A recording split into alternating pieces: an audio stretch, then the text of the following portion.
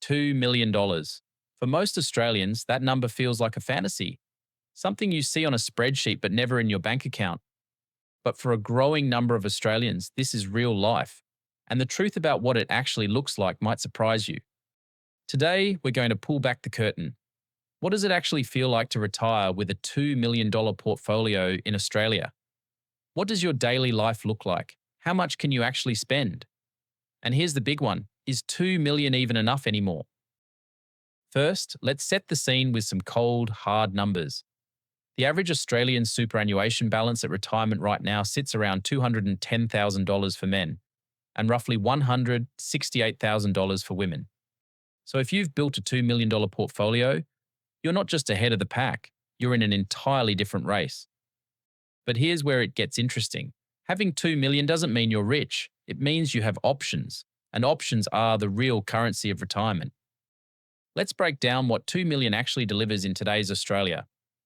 If you follow the widely used 4% rule, which suggests you withdraw 4% of your portfolio in the first year and adjust for inflation after that, you're looking at $80,000 a year before tax.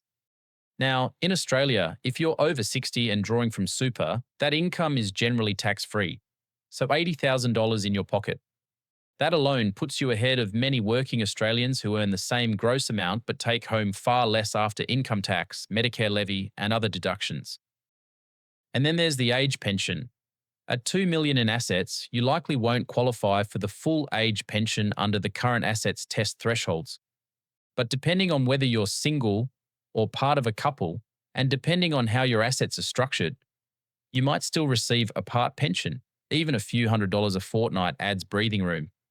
And you'd still get the pensioner concession card, or at least the Commonwealth Seniors Health Card, which unlocks cheaper prescriptions, bulk billed visits, and reduced utility bills. So what does daily life actually look like on $80,000 a year with no mortgage? Because that's the key assumption here. If you still owe $500,000 on a house, the whole equation changes. But let's say you've paid off the family home. That $80,000 is pure lifestyle money. You wake up on a Tuesday and there's no alarm. You have your coffee slowly.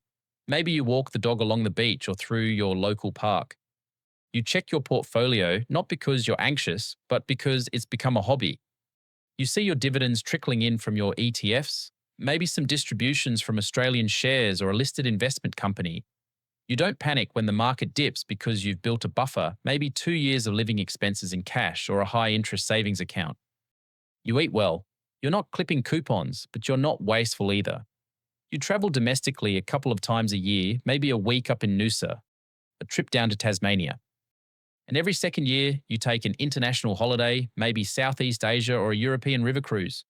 Your total travel budget runs about $12,000 to $15,000 a year, and you're comfortable with that. Your health insurance costs you around $4,000 to $5,000 a year for a decent hospital and extras package. Groceries, utilities, car maintenance, insurance, council rates, the boring stuff that eats up maybe $25,000 to $30,000. You put aside a bit for gifts, hobbies, dining out, and the occasional splurge. And at the end of the year, you've still got money left over. That's the reality. It's not a champagne lifestyle, but it's a comfortable, dignified, stress-free life. And honestly, for most people, that's the dream. But let's talk about the risks, because this isn't a fairy tale. The biggest threat to a $2 million retirement portfolio is sequence of returns risk.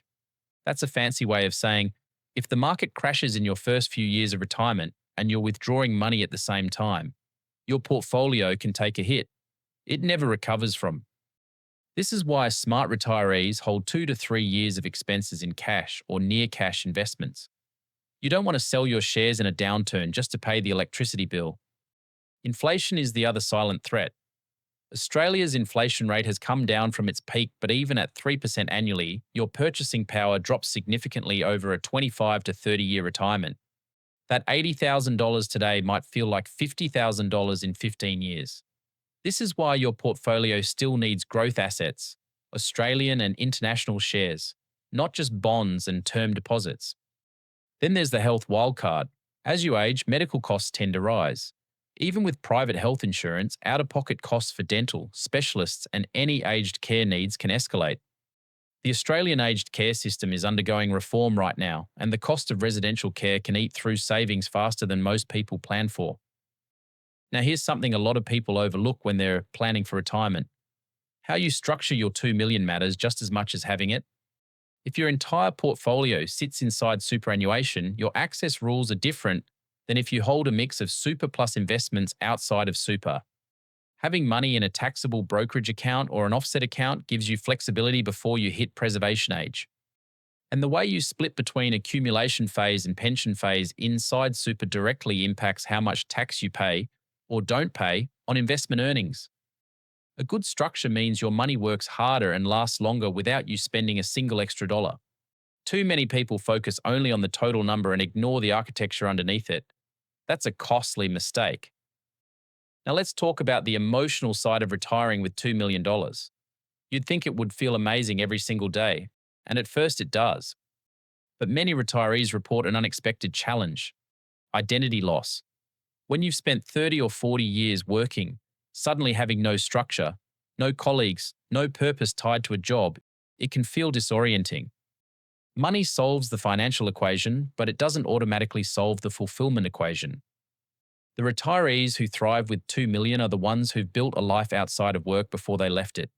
They volunteer, they mentor, they have hobbies that challenge them, they stay connected to community. The money gives them the freedom to do all of that without stress. And that combination, financial security plus personal purpose, is where the magic actually lives. So, is 2 million enough to retire in Australia in 2026? The honest answer is, for most people, yes. It puts you well above what the ASFAIR retirement standard calls a comfortable retirement, which they currently peg at around $690,000 in super for a couple. You've got nearly 3 times that. But enough depends on your lifestyle expectations, your health, where you live, and how long you live. Someone in Sydney with a taste for luxury might feel squeezed. Someone in regional Queensland with simple taste might feel wealthy. The real takeaway is this: $2 million doesn't just buy you a retirement. It buys you the ability to choose what your retirement looks like. And that choice, that freedom is worth more than any dollar figure. If you're watching this and you're 10, 20, even 30 years away from retirement, the decisions you make today are building toward this moment. Every dollar invested, every unnecessary debt avoided, every smart financial choice, it compounds. Not just financially, but also in terms of the quality of the life you'll eventually live. If this video gave you something to think about, subscribe to the channel and hit the notification bell. Thanks for watching, and I'll see you in the next one.